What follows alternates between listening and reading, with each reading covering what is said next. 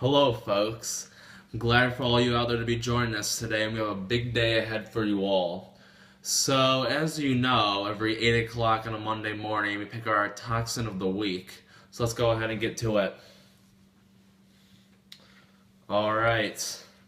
So this week, our possible choices are cordane, toxaphene, dioxin, and DDT.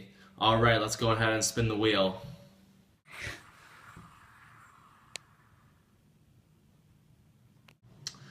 Well, look at that. The wheel landed on Dioxin. So, after the break, me and my co-host Vikram in the field will be covering the toxicology profile of Dioxin. Stay tuned, we'll be back. Okay, we're back. To start off, we are first going to cover the uses of this toxin, Dioxin.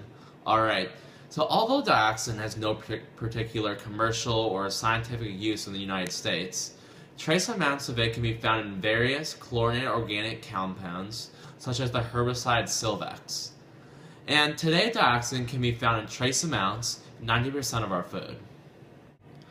Okay, so now we are going to cut over to Vikram in the field, where he is going to discuss the chemical structure of dioxin.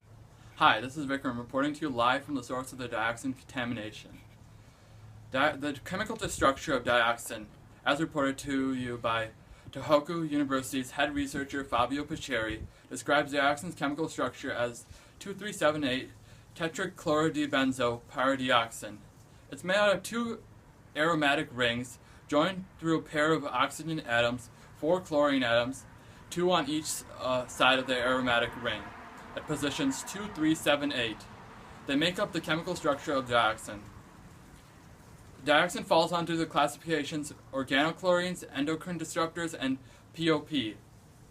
Dioxin is one of the most dangerous toxins of its classes because the strong chlorine-carbon bonds within its structure are highly insoluble in water and fat attractive. Dioxins are part of the EPA's list of toxins most dangerous to the global environment, called the Dirty Dozen. This image illustrates the chemical structure of dioxin. As you can see, there are 2 chlorine molecules on each side of the structure and a pair of oxygen molecules in the middle. Well, thank you, Vikram. So now I'm going to discuss the connection between the environment and dioxin. So according to the National Institute of Environmental Health Sciences, dioxins are mainly byproducts of industrial practices. They are produced through a variety of incineration processes, including improper municipal waste incineration and burning of trash, and can be released into the air during natural processes such as forest fires and volcanoes. So then dioxins are poorly soluble in water and released into air through inadequate incineration and wasteland emissions, both amounting to a lasting negative effect to the United States as well as the global environment, so they're not good. And then soil contamination and aquatic sediment contamination provide the mode through which the pollutants spread. As a result, there's a rapid bioaccumulation and bioconcentration of dioxins in our environment, especially in high-fat foods, including dairy products, some fish, meats, and shellfish. So if there's dioxin in that food, you do not want to eat it. And then, dioxin presents a detrimental future threat because it's a persistent organic pollutant, meaning that dioxins remain in their contaminated environment for several years due to their slow rate of decomposition. Even when they do decompose, it's never fully eliminated. Minimally trace amounts of the dioxins will continue to infinitely pollute the contaminated area. The bioaccumulation of such POP will be damaging to the environment or habitat of all organisms living not only in the United States, but also around the world. So it's everywhere. The state of Washington's Department of Ecology suggests dioxin levels in the United States have been declining for the past 30 years due to reductions in man-made sources. However, they break down so slowly that dioxins from past releases will still be in the environment many years from now. So further on, in the bodies of living organisms, dioxin has a half-life of about 7 to 11 years to decompose to half the original quantity contaminated. On a surface topsoil, dioxin has a half-life of 9 to 15 years. However, most dioxin contamination reaches the subsurface soil, where dioxins have a half-life of approximately 25 to 100 years, so that's pretty long. Dioxin and dioxin-like compounds are volatile toxins. Warm air currents rise and carry the dioxin particles across the world to cooler climates where they are redeposited. According to the Green Social Thought magazine, once dioxin enters the cell's nucleus, it activates the production of an enormous volume of enzymes within the contaminated area, which start and stop biological processes. The dioxin acts as a permanent on switch for all parts of the organism infected, tricking the cell into not degrading the dioxin and slowly overall breakdown. In the environment, the EPA has found that dioxins can be broken down through sunlight exposure and hydroxyl radicals in the atmosphere. However, this natural process is very slow. The EPA continues to work in conjunction with governments across the world to develop a man-made intervention process to contain the growing spread of the toxin. Aquatic habitats are the most affected by the contamination, however.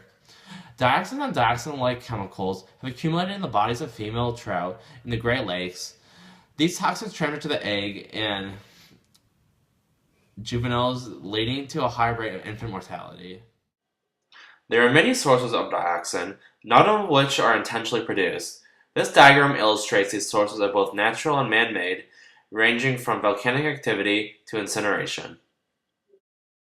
Exposure to dioxin can have devastating effects on human health. Chloracne is one of those effects.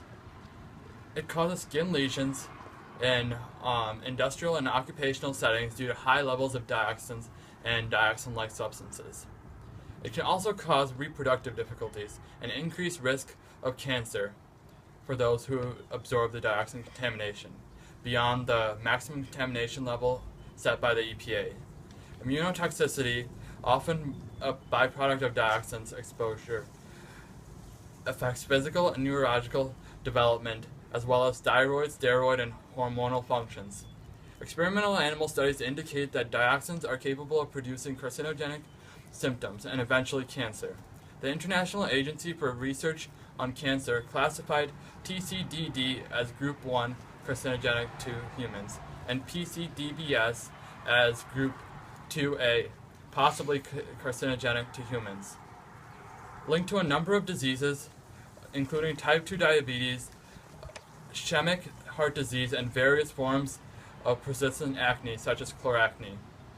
Ongoing studies conducted by the National Institute of Environmental Health are looking into whether an endocrine disruptor, such as dioxins, are altering the way the blood-brain barrier handles the therapeutic drugs.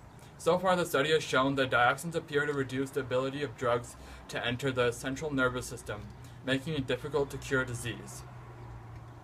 It also studied whether parental and early life dioxin exposure can be linked to adult obesity and diabetes. These studies have found that AHR, a dioxin-dependent receptor, has the ability to bind not only to DNA but also to other proteins. Through this discovery, researchers at Pennsylvania State University have begun to create compounds that exhibit anti-inflammatory activity through AHR. The approximate overall lethal dose for LD50, as determined by rats tested by the International Labour Organization, is 0.02 milligrams per kilogram. Bates College advises that, based on an animal test done on the following animals, the LD50 levels for each organism are: rabbit is 150 milligrams per kilogram. A male guinea pig is 0.6 milligrams per kilogram. A male mouse is less than 150 milligrams per kilogram.